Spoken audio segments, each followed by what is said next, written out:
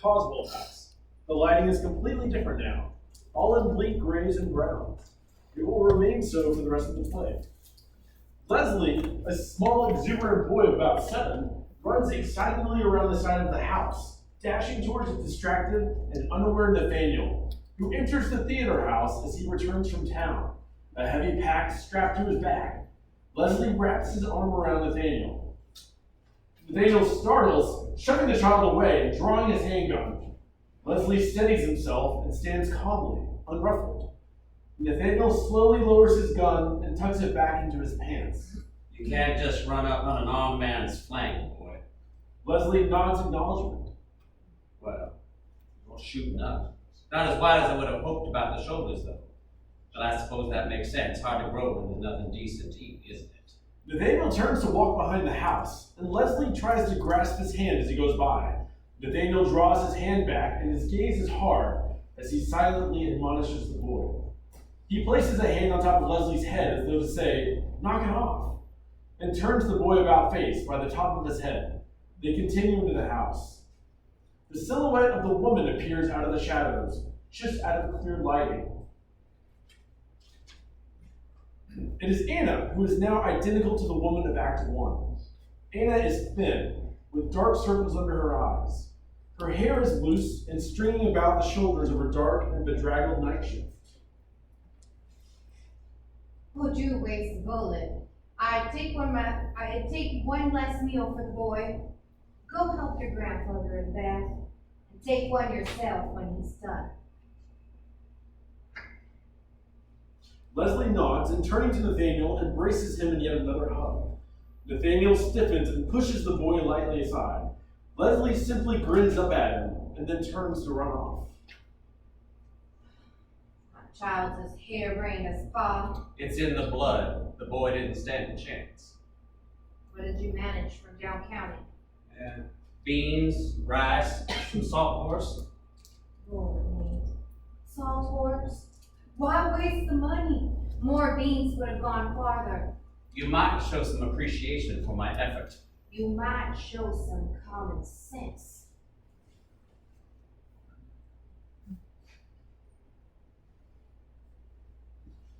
She turns her back on him and leaves him to do the carrying as she walks into the house. The lights fade to black. Act 2, Scene 2. The lights come up in the house where Jethro and Leslie stand behind a tiny tub. Jethro stares at the boy, who tugs on Jethro's sleeve and points to the tub. Jethro nods and shakily begins undoing the fastens of his clothing, but the quaking in his hands makes it a long and frustrating process. He does things in an odd order. He sits on the edge of the tub and attempts to reach down to his shoes and struggles to pull them off. Leslie approaches Jethro. He places a hand on Jethro to still him and then proceeds to help with the rest of the process, but leaves the man in his underwear. You got nothing of your mother in you. Leslie ignores his words and gathers the clothing, placing it on a stool in the corner. Leslie returns to the tub side and provides his shoulder as a balance point for Jethro, who struggles to step in and awkwardly sinks into the water.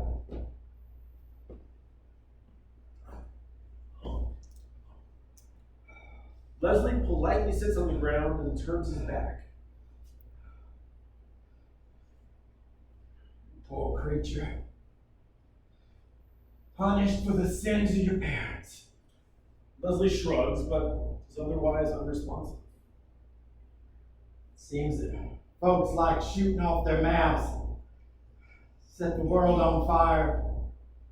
Watched us all turn to ash. Maybe less words is what we need. You may be an example to us all, boy. Leslie shrugs again. Jethro falls asleep in the tub. Leslie proceeds to begin sponging him off as lights fade to black. Act 2, Scene 3. Lights up in the barn as Thomas is mending yet more worn down horse tackles. Anna enters with Leslie, who carries a laundry basket. She nods to Leslie to leave the basket and go, which she does obediently. She remains hovering about the door. Here are your drawers. Thomas rises to help her unload his laundry, and then picks up the basket himself. Thank you, ma'am. You needn't have brought them to me. Let me carry the rest back for you. Oh, no need, Thomas. Leslie can carry it. Please don't make me forsake my honor as a gentleman, Miss Anna. It's all I got these days. Very well, but only because you begged. Of course, ma'am. I'm afraid that we're in sore need of some flour. Else we'll be having a storage heart attack for a bread come the winter. I don't suppose you might go down county for me tomorrow? Not that I begrudge any job, Miss Anna. It's just I'm not much of a rider anymore with this leg. Perhaps Nate should make the trip? Oh, I'll go myself before I trust that brute with provisions list again. The last 2 trips he made, he came back with half of what I asked for, and several things that were a waste of what little money we had. You can't, Miss Anna. Pardon my saying so, but not in your condition. No, I'll go. My condition isn't, well, I'm no spring chicken anymore, but surely you wouldn't suggest as much to a lady, Thomas. Or are you loath to leave me alone with my own husband? It's not my place. Perhaps not. But there are a great many things you were allowed over these last years that weren't your place.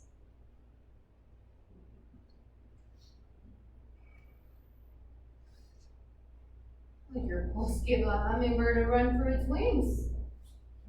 It's just the thought of riding into town is all. Your gentleman's honor is not all that you have here, Thomas. Surely you know that? Thank you, Miss Anna. How many times must I tell you? Just stand aside, Thomas. You know too many of my truths for titles. It may be the truths I know that restrain me, Miss Anna. Leslie comes bounding over to Anna, waving. What's wrong with him now? Is he dying yet? Leslie shakes his head. Then he'll manage on his own, whatever it is. Leslie looks toward the barn, then back at Anna, fixating on her hands. Are you still here? Leslie hesitantly reaches out and tries to take her hand with the hopeful innocence of a child. Anna rips her hand back as though he's burned her. Leslie bows his head, hurt. He doesn't understand why his attempt to hold her hand has been rejected. He turns to walk dejectedly into the house. Anna looks away, refusing to acknowledge her son's hurt. Thomas, who has returned from the house and was watching from the doorway, enters again, carrying a saddle and bridle. He pauses as he reaches Anna. What is it, Thomas? Might I speak plainly? You use such kind words with me, but you dismiss the boy so abruptly. From his own mother, perhaps some tenderness might be afforded. You're a kind creature, Thomas, and I wish I could be more like you. You make too much of my character, Miss Anna. But you might offer the boy some kind words now and then, maybe? Maybe he'll have a better chance of turning out to be the kind of creature you believe me to be. If I showed him some of that tenderness, would it be enough to earn my way back into your good graces? You let me stay here for the better part of a decade, Miss Anna. You earned my good graces long ago. Well, be open to me. You shall have them. Tom, why? What made you withdraw from me? It can't be for Nathaniel's sake. You're the one that he has always wanted, and I accepted that a long time ago. Your indulgence of my presence has been always greatly appreciated, Miss Anna. Now, if I'm going to town, I should set off. My indulgence is running thin. I seem to be the only person left lonely in this arrangement now. Miss Anna, I believe I have earned the right to withhold myself. Damning words coming from someone who kisses the lips of the Sandman as I, and still expects my hospitality. You mistake my oversight as indulgence. Take care of your words. You wouldn't dare to offer the same criticisms of Nate's fathering while he's still willing to fuck you. His hand may satisfy you, but mine feeds you. You remember that.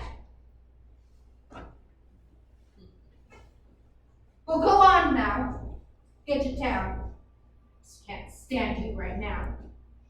Thomas picks up the tack again and sets off as lights fade to black. Act 2, Scene 4. The lights come up on Nathaniel, who is chopping wood in the yard. Thomas approaches from the theater house, carrying a pack and the tack.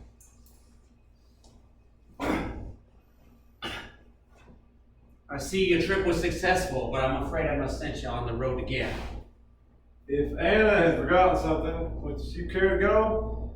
He feels like it's gone to pieces all over again. I do not care to go. I have work here that you can't handle. I want you to pick up some papers from the notary in town. You can wait till in the morning. Thank you, sir. Anna enters from inside the house. What's this now? What papers? Nothing to do with you, kitten. You made good time. How did the mare go? Jarringly of stride, but steady. I suppose the advantage is that she hasn't the laugh to buck under you like she used to. Are you referring to yourself or the horse? Leslie enters from the house, but is noticed by the adults. If I had any sense of dignity left, it wouldn't come from my marriage. Why do you care what Tom thinks? He's seeing the worst of me. He couldn't be any more disillusioned. For which I pity him the more. You're sure you aren't mistaking pity for envy? If it were envy, it would only Wait, be... Leslie! You're always lurking about behind me, aren't you? It's no wonder I feel something on my back at all hours. What do you want, child? Miss Anna. What? Go on, stack that wood, boy.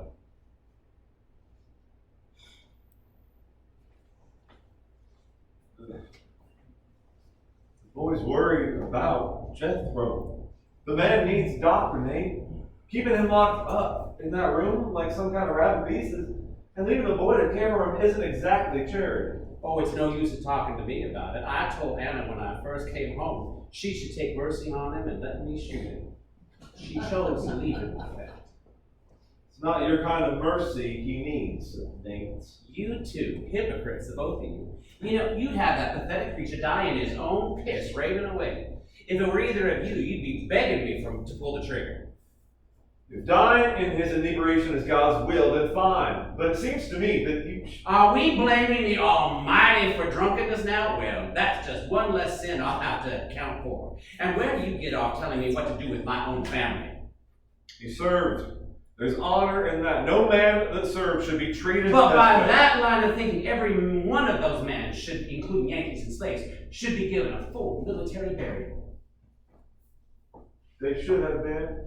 Every single one of them. Oh, and who is going to dig those thousands of graves? You want to do it with your gimp leg? You may as well start digging a grave now for the ever so respectful Dr. Jethro Coswell. Oh, it'll take you a good long while.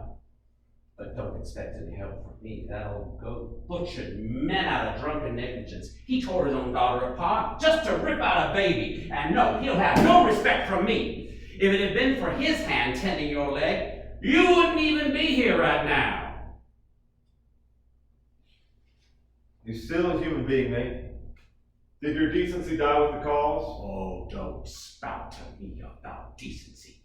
You come here and you lecture me about my marriage on from your high horse while undermining it with your prank for the last 10 years. Decency isn't moral perfection, Nate. We just have to try. Our definitions of what's decent clearly differ. You watched me drown a wounded man in a bloody puddle. I knew I was ending his suffering. But you watched me. And you did nothing. You said nothing. I began to wonder if it was some kind of depraved voyeurism.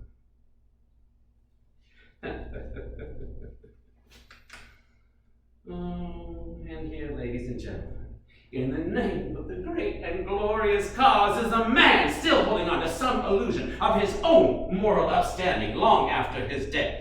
Throes had subsided, and you are just keep holding on to that decency, Tom. And you remember that I know exactly where it ends. Fine. Let's put it all aside and run. tonight. She can't follow us. She can't leave the land. Nate, leave with me. Let's take Leslie and just go. Give him a chance at a real life. And what of Anna? Shall we just leave her behind? Where's your decency, man? 7 years we watched her haunt this place. And she continued to with or without you, Nate. And the old man? You don't care to deal with him either. I'll tell you what, my hopeless romantic, I'll make you a deal. If you can close that moral compass of yours long enough to deal with the old man, I will run away with you. Leslie has finished his work and approaches Nathaniel hesitantly. Nathaniel makes a startling pouncing motion, scaring Leslie, who darts off stage.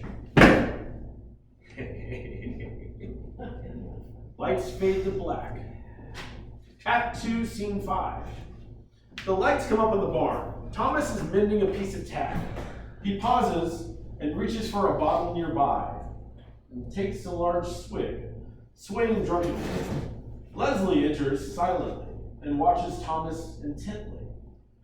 Thomas stops, feeling the eyes on his back. He looks over his shoulder and smiles wistfully at the boy. Come here, lass. Leslie hesitates. Thomas's words are slurred with inebriation. This isn't typical of Thomas, and it makes the boy uncomfortable.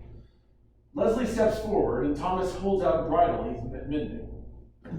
See these splits at the fastening? This bridle isn't a lick of good anymore. See these cracks?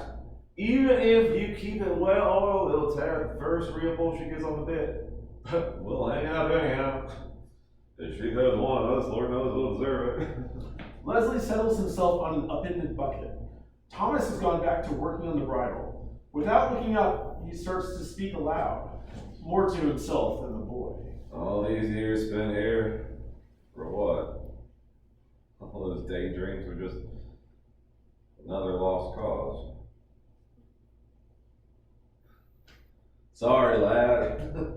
I'm afraid I've become rather melancholy these days. Here now. I'm sure there's some sort of work you're shrinking off, aren't you? Go on now. Leslie nods and stands. He starts to leave, but stops in the barn doorway, looking back, disconcerted by Thomas's words. After a moment of being ignored by Thomas, Leslie exits. God help that poor boy. In his drunken state, Thomas looks at the bridle for a long moment before placing it over his own head, and slumps back, drifting to sleep. The lights change from evening to night as time passes.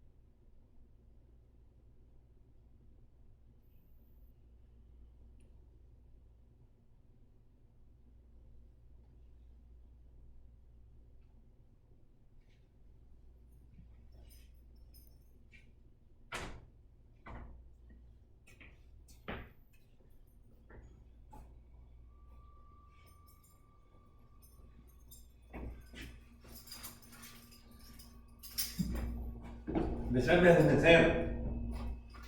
Look. Can I help you with something? You have such gentleness, Thomas. These hands are so telling, worn and battered with working punishment. Deep crevices, because the flesh must give where it can, where it must. Miss Anna. I haven't asked for anything from you for many years. Indulge me tonight, please. All I want is just to be held with those gentle hands for just one moment. Anna, please.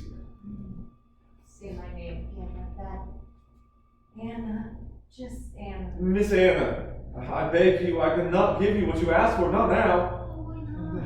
It is only an embrace, Thomas. Anna! I'm may be half drunk, but I'm not without my wits. I don't know where you have gone with yours. You best stop before you do us both an injury. Oh, you precious babe. Whatever might be within you is buried so deeply you can't let it loose. You're suffocating in a grave of gallantry, and part of me is suffocating too. Just once more, I want to know warmth on my skin again, rather than his cold disdain.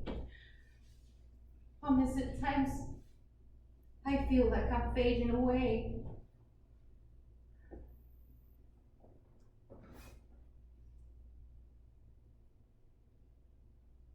No. If you gave me what I asked, you wouldn't be the fine creature that you are. And I was cruel to you just now, wasn't it? Forgive me. You once said that you and I were the same, and, well, it wasn't fair of me to do that. Don't think too harshly of me. Please, Thomas. Anna gathers herself and dashes from the barn, exiting. Thomas watches after her, dumbfounded and vexed. Nathaniel silently exits behind Thomas's back, unnoticed, as the lights fade to black. Act 2, Scene 6. The lights come up on Nathaniel, lounging on the porch in the dying evening light. The stage is lit with orange and red shades. Long shadows stretch about him. He is smoking a pipe. Anna enters from within the house. Nathaniel is agitated by her presence. Has Thomas arrived?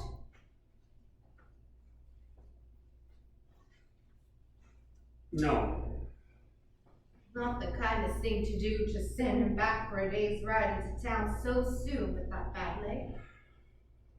Could have made a second trip just as easily.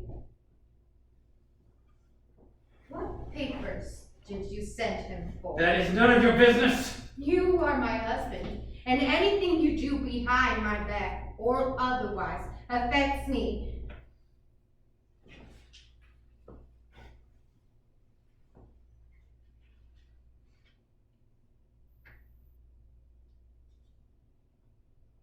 I will turn it around.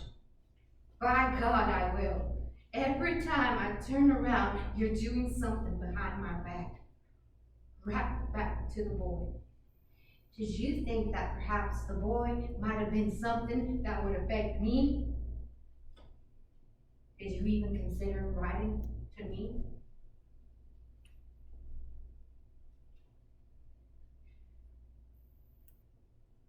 I didn't write to you because... What? Plan to be conveniently rid of it before I came home? Murderous little vixen that you are. Hot kettle black. You didn't write because you knew I would know. Know what? That the boy wasn't mine for a start. Oh, why, Nate? You've caught me out. Bit of a double standard you're balancing on, though. Don't you think? Tell me, is there a single man that has stepped onto this land that you haven't spread your legs for?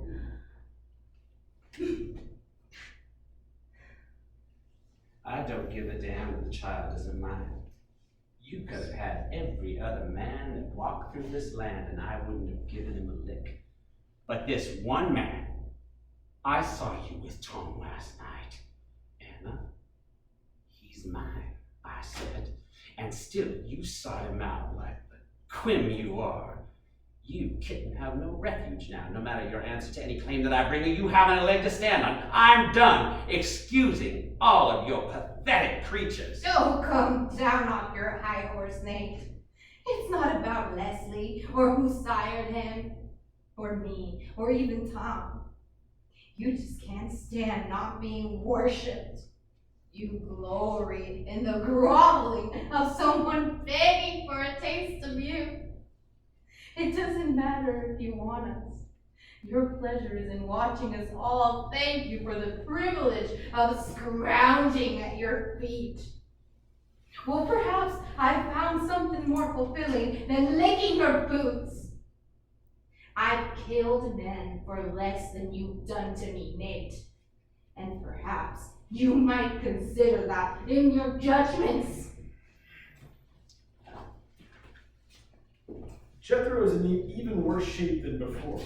Sallow of skin, dark circles about his eyes, an excessive and unkempt beard. He is the result of being kept locked away and drinking the days by in an attempt to escape the ghost for the last several years. What are you doing down here? How did you get out of your room? Oh, Lord, you're like a damn cockroach. You just won't let go of that mewling pretense of a life. The apple doesn't fall far from the tree. Your paper? When did I stop being sir? It can't be this easy, surely. Nothing in life is easy anymore. Anything that is winds up badly for someone or another. I'll take Mr. Caldwell to his room. I'll take it.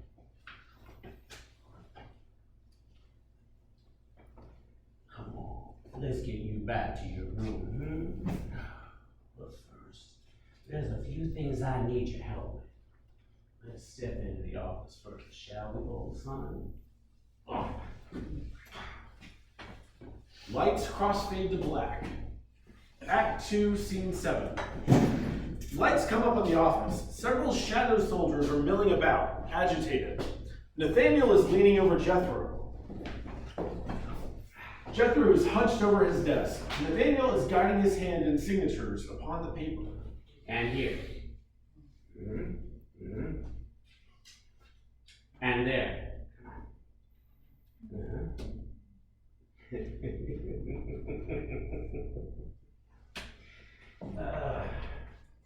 It's time to retire, old son. Doesn't matter. Where they go? I follow. You all follow. They won't leave me be. They won't leave me be. Nathaniel quite easily takes his delirious and wobbly-legged Jethro by the shoulders and guides him out of the office. The lights crossfade to Jethro's bedroom.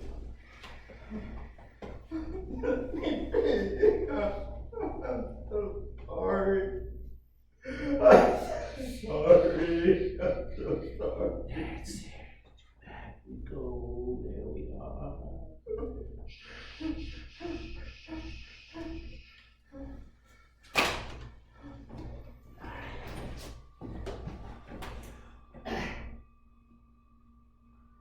A man deserves to die with his boots on, old son.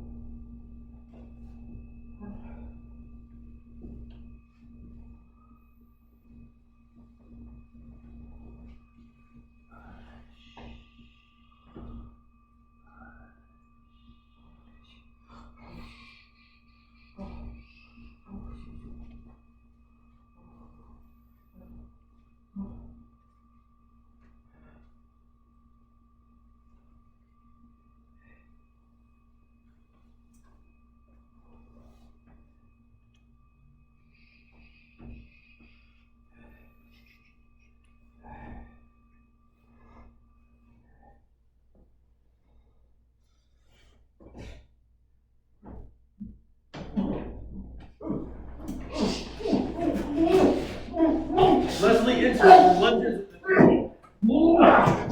Leslie comes back and strikes at him with his hand clawed, drawing blood. It's enough to cause Nathaniel to release Jethro with one hand, which he draws up to backhand Leslie. Jethro pulls out a hidden gun and aims it squarely at Nathaniel. No.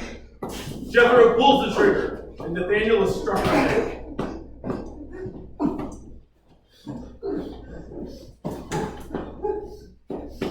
Leslie cries out in anguish. Anna moves toward Jethro.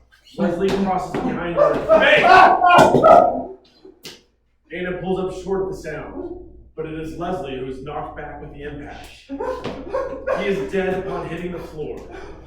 The bullet lodged in his skull.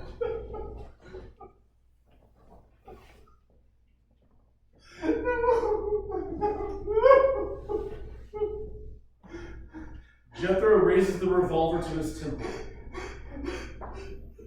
cocking the gun and again pulls the trigger. The empty clack of the mechanism snapping forward sounds. He's out of bullets.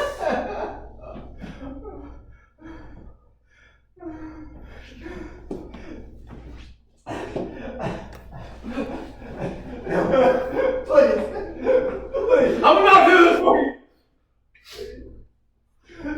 If you choose this, do it with honor!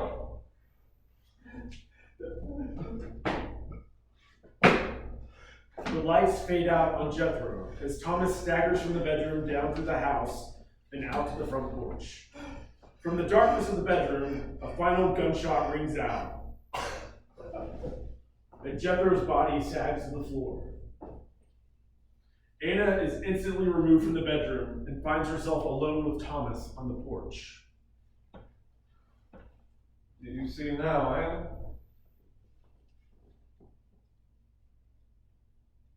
I didn't know how to tell you anymore.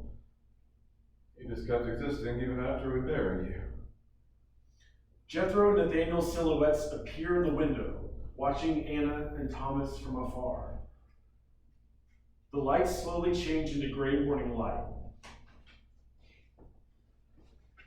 Act 2, Scene 8.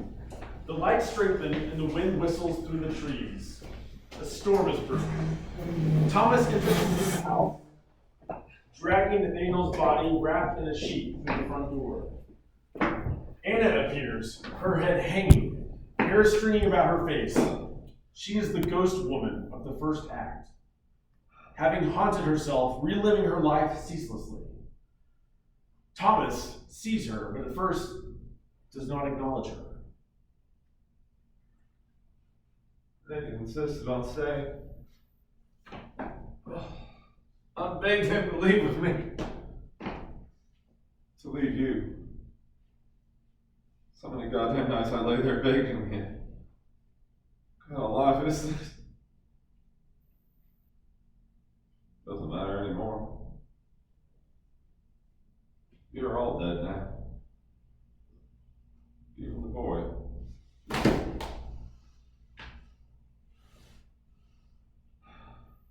I would have taken good care of him, man. Nathaniel's silhouettes appear in the window, watching Thomas from afar. Thomas curls his hand on Nathaniel's chest for a moment. He feels something in Nathaniel's pocket and moves his hands beneath the wraps of the sheet, finding 2 folded papers.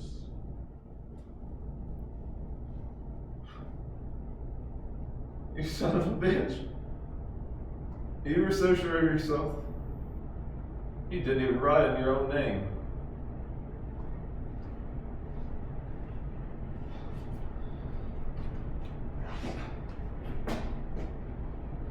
At least now you have company of your own kind in this hell. I don't know why or wherefore, but I expect one day I shall join you. He limps to the barn as lightning and thunder strike. The sound of rain fades in. Anna, Jethro, and Nathaniel stare down at their bodies, mere shadows of existence now. Thomas goes to the barn and returns momentarily, wearing a hooded cloak against the rain and carrying a shovel. He limps back to the gravesite and begins to dig a grave. Anna and Jethro turn slowly and walk back into the house, where Nathaniel waits. The lights turn to red. Thomas and the house become silhouettes. The audience is left facing the same scene as they had in the beginning. Blackout. The end.